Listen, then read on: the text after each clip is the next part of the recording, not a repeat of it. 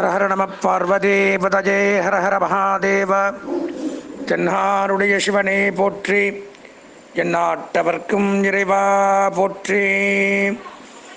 ஓம் கணானாந்த்வா கணபதிகும் ஹவாமஹே கவிங்கவேணாபுபமஸ்ரவஸ்தமம் ஜேஷ்டராஜம் பிரம்மணாம் பிரம்மணஸ்பத ஆனஸ்ரண்வன்னோதிபிः சீதசாதனம்.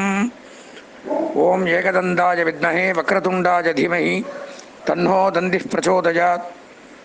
ஓம் தத்புருஷாய வித்மஹே மகாதேவாய தீமஹி தன்னோ ருத்ர பிரச்சோதயாத். ஓம் நாராயணாய வித்மஹே வாசுதேவாய தீமஹி தன்னோ விஷ்ணு பிரச்சோதயாத். பேரன்பு சார்ந்த எங்களுடைய சர்வம் டிவியினுடைய தொலைக்காட்சி நேயர்களுக்கு அன்பான கனிவான வணக்கங்கள், ஆசீர்வாதங்கள்.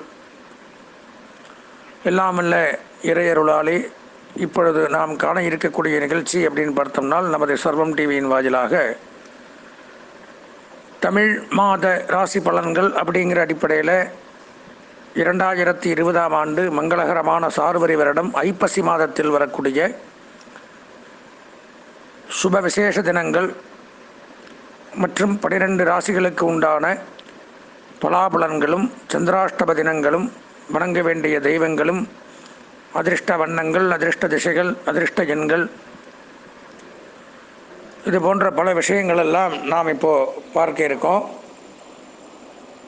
பொதுவாக நாம் பார்க்கறது அப்படின்னு எடுத்துட்டோம்னால் கோச்சார ரீதியான பலன்கள் அப்படி, அது போக அவரவர்களுடைய சொந்த ஜாதகங்கள், லக்ன பலன்கள், திசாபுத்தி பலன்கள் இவையெல்லாம் வைத்துத்தான் முழுக்க 100க்கு 100% முழுமையான பலன்களை தெரிந்து கொள்ளக்கூடிய அமைப்பு அப்படிங்கிறது ஒரு ஜாதகத்தில் உண்டாகும்.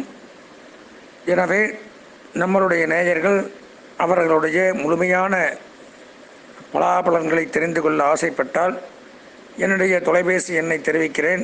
தங்களுக்கு ஜாதகம் இல்லைனாலும் பரவாயில்ல, பிறந்த தேதி, பிறந்த நேரம், பிறந்த இடம் இதை குறிப்பிட்டால் ஜாதகம் நாம் போட்டுக்கொண்டு ஜாதக பலன்களை அறிந்து கொள்ளலாம்.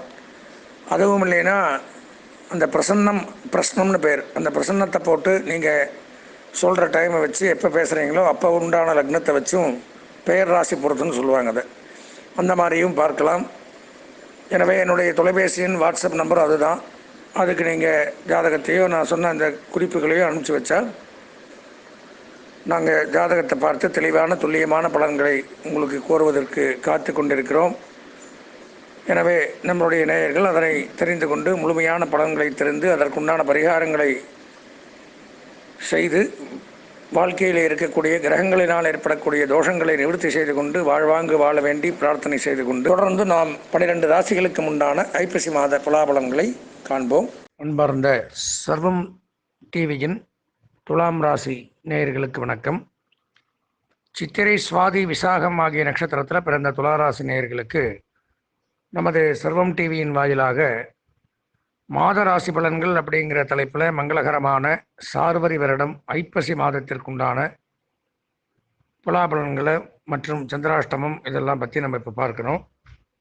இந்த மாத பலாபலன்கள் அப்படின்னு எடுத்துட்டோம்னால், ராசியிலே சூரியன் சஞ்சரிக்கிறார். ராசியில் சூரியன் சஞ்சரிக்கும் பொழுது மிகச் சிறப்பான யோகம், தகப்பனார் வழி சொத்துக்கள் உண்டாகும், தகப்பனார் மூலமாக நன்மைகள் அதிகரிக்கும், தகப்பனாருக்கு இருந்து வந்த நோய் நொடிகள் நிவர்த்தியாகும், தகப்பனார் வழி சொத்துக்கள் ஏதாவது சிக்கல் பிரச்சனைகள் இதெல்லாம் இருந்தால் நிவர்த்தியாகும். அதே போல் அரசுத்துறை, அரசியல்வாதிகள், அரசு பணியாளர்களுக்கு மிகச்சிறப்பான யோகம், உடம்பில் இருந்து வந்த உஷ்ண சம்பந்தமான நோய்கள், இதய சம்பந்தமான நோய்கள்லாம் விலகக்கூடிய அமைப்புகள் ஏற்படும். ராசிக்கு 12ஆம் இடம் அப்படின்னு சொல்லக்கூடிய விரயஸ்தானத்தில் புதன் வீட்டில் புதன் ஆட்சி, சுக்கிரன், கல்வி பயிலக்கூடிய மாணவர்களுக்கு சிறப்பான கல்வி முன்னேற்றங்கள் ஏற்படும், கல்வித்துறை மேம்பாடு, தனியார் துறை, வங்கித்துறை, ஆடிட்டிங், கணக்கு வழக்கு, ஐடி கம்பெனி இதில் எல்லாம் வேலை செய்கிறவங்களுக்கு கொஞ்சம் தன விரயங்கள் ஏற்படும், பொருளாதாரத்தில் வீழ்ச்சி ஏற்படும், சுயதொழில், உத்தியோகம், வியாபாரம் பண்ணக்கூடியவர்களுக்கெல்லாம் கொஞ்சம் பொருளாதாரத்தில் வீழ்ச்சிகள் உண்டாகும், நஷ்டங்கள் சற்று அதிகரிக்கக்கூடிய மாதம் அப்படின்னு சொல்லலாம்.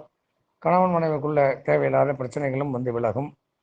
ராசிக்கு 2ஆம் இடம் அப்படின்னு சொல்லக்கூடிய இடத்துல குடும்பம், வாக்கு, தனஸ்தானத்தில் கேது சஞ்சரிக்கிறதுனால குடும்பத்தில் இருந்து வந்த வம்பு வழக்குகள், கோர்ட் கேஸ் பிரச்சனைகள்லாம் சாதகமாக இருக்கும். உங்களுடைய பேச்சிற்கு ஒரு மரியாதை கிடைக்கும், குடும்பத்தில் ஒரு மன மகிழ்ச்சி ஏற்படும், குடும்ப ஒற்றுமை மேலோங்கும், குடும்பத்தில் இருந்து வந்த கலகங்கள், சண்டைகள், வம்புகள், வழக்குகள், சச்சரவுகள் கருத்து வேறுபாடுகள் இதெல்லாம் விலகி நன்மை சற்று அதிக அளவில் நடக்கக்கூடிய அமைப்பு அப்படின்னு சொல்லலாம்.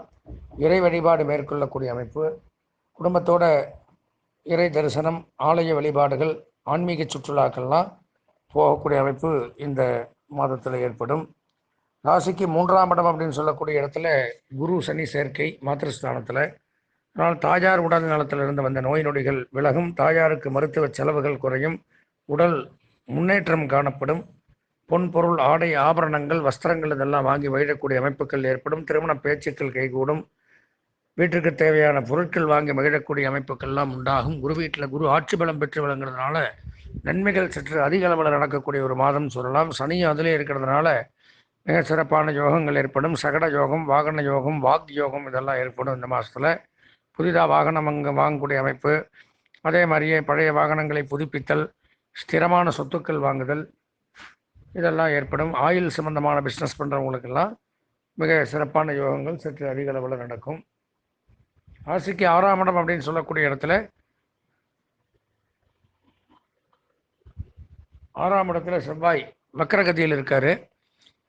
குருவுடைய வீட்டில் செவ்வாய் இருக்கிறதுனால குருமங்கள யோகம் வக்கரகதியில் இருக்குது. அதனால் பூமி சம்பந்தமான பிரச்சனைகள்லாம் விலகும், பூமி வாங்குறதுல இருந்த பிரச்சனை விலகும், பூமி விற்கிறதுல இருந்த பிரச்சனைகள் விலகும்.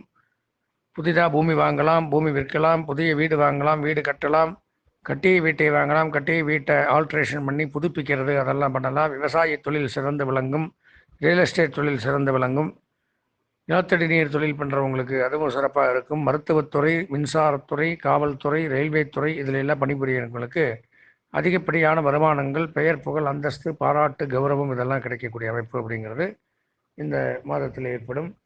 ராசிக்கு 8ஆம் இடம் அப்படின்னு சொல்லக்கூடிய இடத்துல ராகு சஞ்சரிக்கிறது. அதனால் ரிஷபத்தில் என்ன உங்கள் ராசியிலே அதுவும் ராசியாதிபதி இருக்கக்கூடிய இதுதான். அதனால் ராசிநாதனுடைய வீட்டில் ராகு சஞ்சரிக்கும் பொழுது உத்தியோக உயர்வு, பணி உயர்வு, சம்பள உயர்வு, பாராட்டுக்கள் இதெல்லாம் கிடைக்கக்கூடிய அமைப்பு அப்படிங்கிறத எதிர்பார்க்கலாம். வெளிநாட்டு தொடர்புகள் தங்களுக்கு சாதகமாக இருக்கக்கூடிய சூழ்நிலை அப்படின்னு சொல்லலாம். வெளிநாட்டில் இருக்கிறவங்க மூலமாக நன்மைகள் சற்று அதிக அளவில் நடக்கும். வெளிநாட்டு செய்திகளும் நன்மையை தரும், வெளிநாடு போகக்கூடிய வாய்ப்புகள் உண்டாகும். பொதுவாக துளாராசின்னு எடுத்திருந்தால் இந்த மாத பலாபலன்களில் ஒரு 85% நன்மைகளை அடையக்கூடிய ஒரு ராசின்னு சொல்லலாம். கல்வி பயிலக்கூடிய மாணவர்களுக்கு 70% நன்மைகள், கலைத்துறை, அரசியல்வாதிகள், பெண்களுக்கு 80% நன்மைகள், சுய தொழில், உத்தியோகம், வியாபாரம், விவசாயம் செய்பவர்களுக்கு 90% நன்மைகளும் ஏற்படக்கூடிய ஒரு நல்ல மாதமாக இந்த மாதம் விளங்குது. துலாம் ராசி நேயர்கள் முக்கியமான பணிகளை தவிர்க்க வேண்டிய இந்த சந்திராஷ்டம தினம் அப்படின்னு பார்த்தோம்னா ஐப்பசி மாதம் 17ஆம் நாள் திங்கட்கிழமை அதிகாலை 4:24 முதல் ஐப்பசி மாதம் 19ஆம் நாள் புதன்கிழமை பகல் 2:49 வரை சஞ்சரிக்கிறது. எனவே அந்த நேரத்தில் முக்கியமான பணிகளை தவிர்த்து இறை வழிபாடு மேற்கொண்டு கவனமாக இருக்க வேண்டிய ஒரு நேரம் அது. துலாம் ராசி நேயர்களுக்கு இந்த மாதம் அதிர்ஷ்டமான வண்ணம் அப்படின்னு பார்த்தோம்னா மஞ்சள், வெள்ளை. அனுகூலமான திசை கிழக்கு வடக்கு. அதிர்ஷ்டமான எண் 2. வணங்க வேண்டிய தெய்வம் அப்படின்னு பார்த்தோம்னா திருப்பதி வெங்கடாஜலபதி. எனவே மகாவிஷ்ணுவை வழிபட்டு இந்த மாதத்தை இனிமையான மாதமாக மாற்றிக்கொள்ள வேண்டி பிரார்த்தித்து ஆசீர்வதித்து விடைபெறுகின்றேன். நன்றி, வணக்கம்.